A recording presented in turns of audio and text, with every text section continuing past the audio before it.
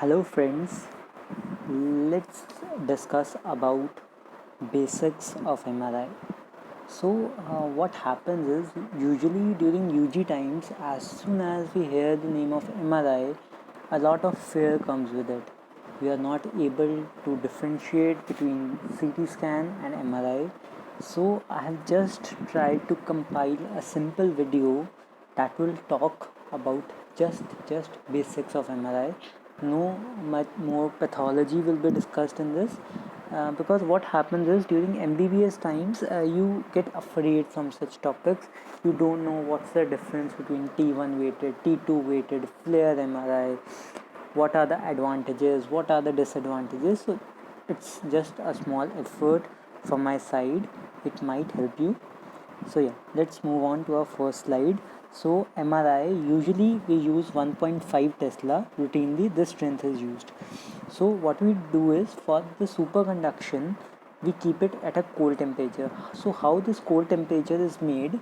So the coiled wires are kept inside a liquid helium box, okay, and that whole box, it is kept inside a liquid nitrogen, keeping all the atmosphere cold, okay. So this entire MR scanner, this is enclosed in a copper shield that is known as Faraday's cage. So two things important from this slide: strength 1.5 Tesla, copper shield known as Faraday's cage. Okay. Now let's move on to the disadvantages of MRI, where you don't need not do MRI. Okay, so you don't have to do an MRI in these conditions. Why? We'll talk about it. So it's a magnet, right? So magnet, it will attract any metal, right?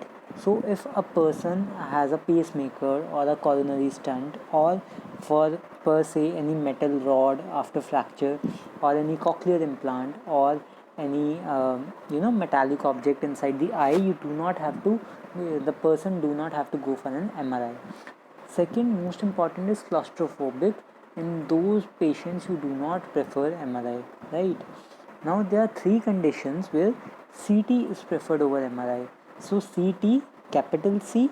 So just look at the red marked area. So where do you prefer CT? You prefer CT in the cortical bone during acute hemorrhage, and when you are suspecting any calcium deposits, right? Next we have advantages of MRI.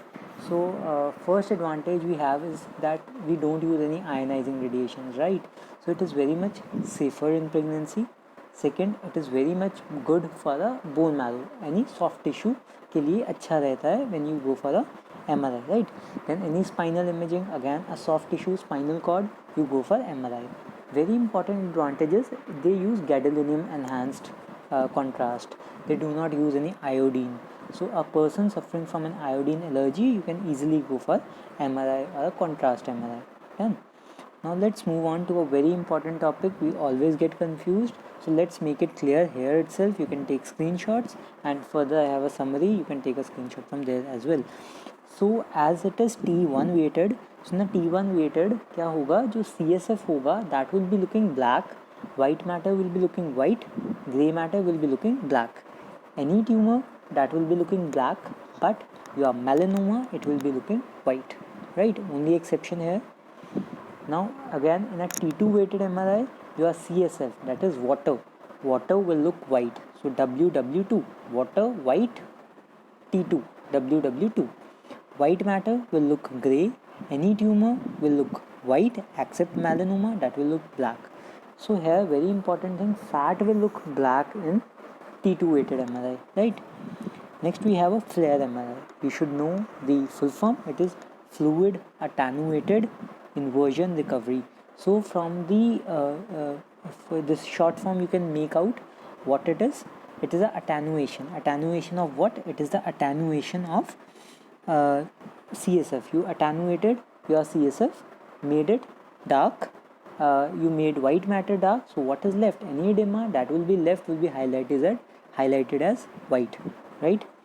So when in T2 weighted MRI, FLAIR signals are suppressed.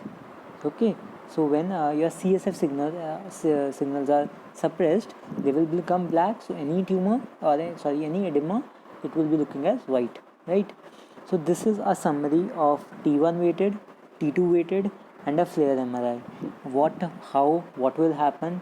So one more thing usually which students gets confused is that hyper intense का मतलब है white, hypo intense का मतलब है dark. So this you have to always remember. If you say hyper intense और hypo intense, so don't get confused. Confused नहीं होना है. Hyper intense का मतलब है white, hypo intense का मतलब है grey or black, right? Now one more important thing, I've already talked about it. Water white on T2 MRI, so WW2, fat white on T1, right? And they will have a single void flowing blood. Okay, so in a single void flowing blood, everything will look white, right? Now this also I've talked about. Contrast MRI, gadolinium is used. So what are the properties of gadolinium? First, it is acyclic ionic. It is a derivative of lanthanide. Then it's chelates, gadolinium chelates. They do not cross blood-brain barrier, right? So I will be discussing advantages. I have already discussed कि it is safer in pregnancy, safer in iodine allergy, helpful in any soft tissue infection, injury, fracture, anything like that. Okay. Next, now what is a summary? When you have to use an NCCT, so non-contrast CT scan is used in the acute head injury C, then in the acute brain hemorrhage, and third in calcification you will go for NCCT. Where you have to go for MRI, जहाँ पर भी you have a soft tissue such as in multiple sclerosis, in brain tumor. Now even for the bony pathologies, investigation of choice is MRI only, but there are some parts where your bone scan is more important or CT scan is more important. So again CT is very simple, C say CT, CT say cortex. So whenever you have to look at cortex, you have to go for CT. Okay, so when MRI has to be done, when there is a stress fracture, when there is acute osteomyelitis, when there is a avascular necrosis, when there is a intraosseous bone tumor, right? Even for DCIS, that is ductal carcinoma in situ, we go for an MRI. If there is any breast scar inside a breast, you go for MRI. If you have to look at the implants, you have to go for an MRI. So MRI has a vast advantage. So in this video we haven't discussed about the pathologies per se, but yes, even in acute osteomyelitis you will see the enhancement of edema, right? In the stress fractures which you are unable to see at X-ray, you will be easily see even in avascular necrosis. Now when you have a multiple bone fractures or multiple stress fractures, at that time MRI won't be of that much help. So at that time you go for a bone scan. So this is a summary. This is just a basics of MRI I have touched. I will be covering MRIs and related pathologies and radiologies and many other subjects. But for today, this is a video. So if you liked it, just share it with your friends. If you need to give any suggestions to me, you can surely give, and you can comment your doubts. I'll be more happy to solve it. Thank you.